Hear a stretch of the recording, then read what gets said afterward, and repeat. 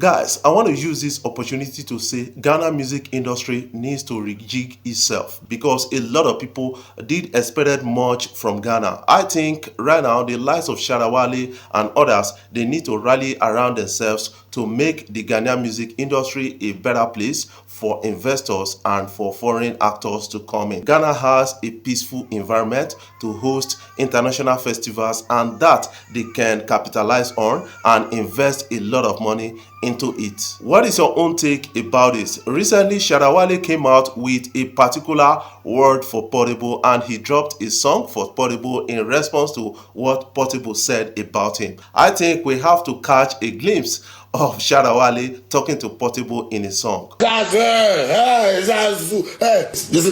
to this song, all right? But you can go also streaming on YouTube. There's a YouTube. This is going to be on the platform very soon. But yeah, for now, you can just listen to it on YouTube. But I think my audio, yeah, that's it.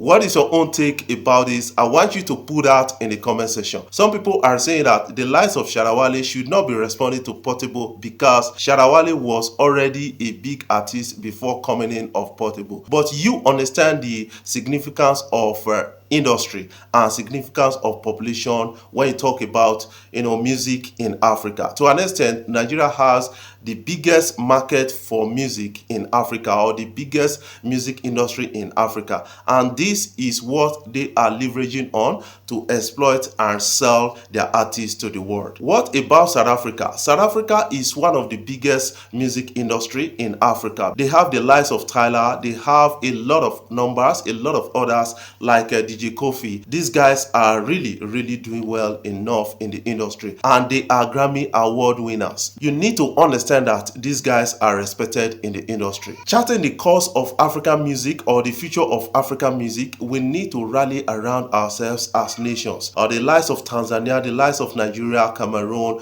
South Africa, Ghana, all of us need to come together. Republic of Benin, we need to move forward in the same direction, because this Western world, they are all interested in the financial gains of what they can get from Afrobeat, and the likes of Beyonce are already doing Afrobeat. Can they sustain it? Afrobeat is a cultural heritage of African entertainers, and that we have to keep at a time like this. Shatta Papi is on the loose right now, one of the biggest artists from Nigeria. This guy is having a great time of his own. A lot of people can really attest to the fact that Shatta Papi was able to shut down about 1,700,000 capacity arena in the UK, and that is the first time he became the headliner of a show in UK and shut down that arena. That is a good and scintillating performance for Shatta Papi, and a lot of people are saying this guy has a lot ahead of him, and he needs to invest himself into the music environment and invest his energy to an extent. What do you think about Shatta Papi?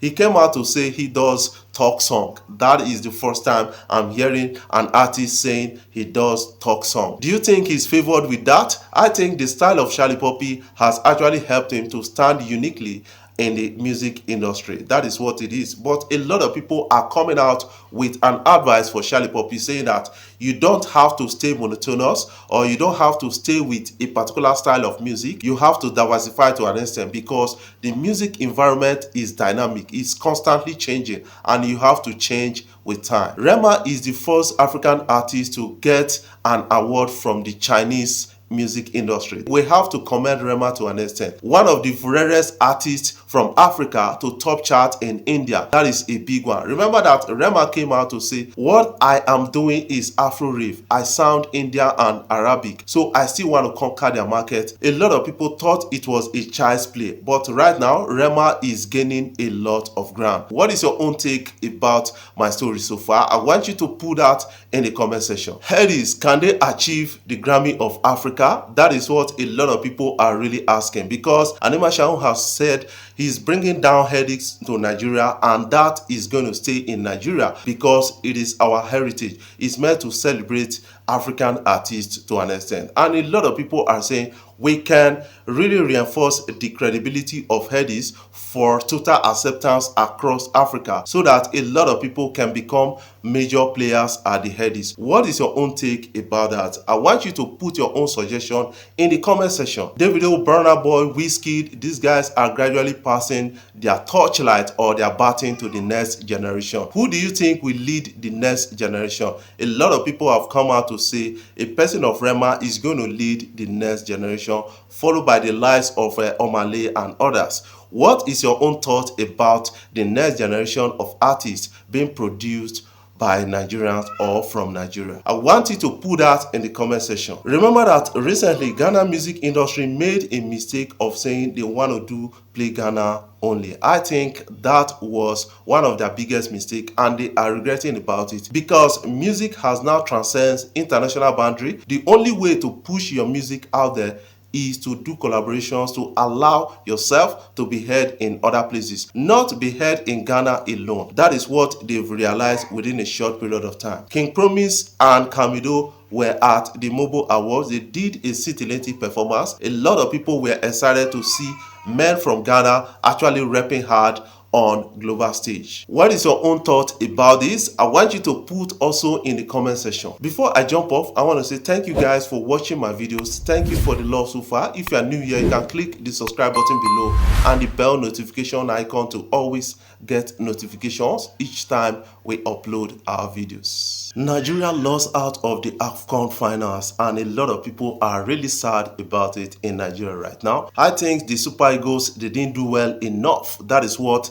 many people have been saying on social media. Something went wrong with the team and some people are blaming out the coach while some other persons are blaming out the players. But countries like Ghana, Cameroon and other countries like South Africa, they are really excited about it, saying that Nigeria never won the AFCON 2023. And we're going to be having AFCON next year because yes, we had the issue of coronavirus slowing down the AFCON calendar. But right now, they need to catch up with the AFCON calendar properly. What do you have to comment about the AFCON tournament that we had recently? I want you to put that in the comment section. Some people are already blaming out the players each by each. Some said Wobi did worse at that AFCON finals, while some other persons are saying Aina never performed well. I think we don't need to blame ourselves. We have to go back and prepare for the next AFCON tournament.